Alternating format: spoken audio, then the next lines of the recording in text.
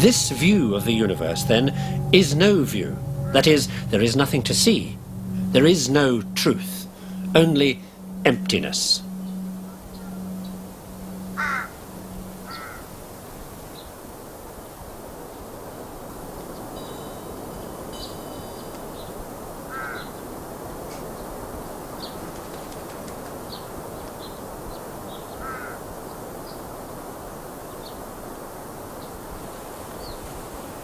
I'm not saying that we should all give up the life support science and technology that our rationalist way of doing things has given us and come here to the foot of Everest, reject the world and meditate. Just that non-scientific views of the world like this aren't necessarily ignorant. In their own way, they explain the universe as completely as science does. And as you've seen from this series, all that science gives us is what their belief gives them, certainty. Only ours changes all the time. Theirs doesn't. As for the permanent values that are supposed to remain unchanged in spite of our changing knowledge, well, they change too. Once it was good to burn women, wrong to claim the earth went round the sun, logical to argue about angels on the head of a pin. The values change every time the universe changes. And that's every time we redefine a big enough bit of it, which we do all the time through the process of discovery that isn't discovery, just the invention of another version of how things are.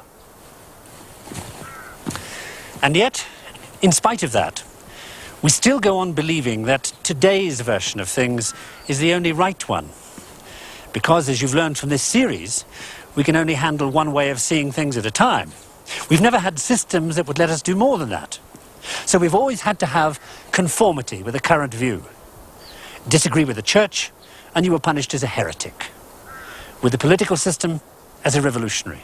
With the scientific establishment, as a charlatan. With the educational system, as a failure. If you didn't fit the mold, you were rejected.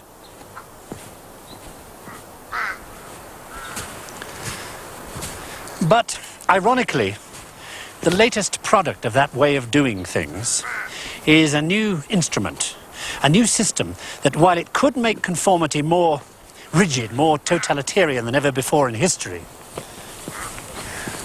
could also blow everything wide open.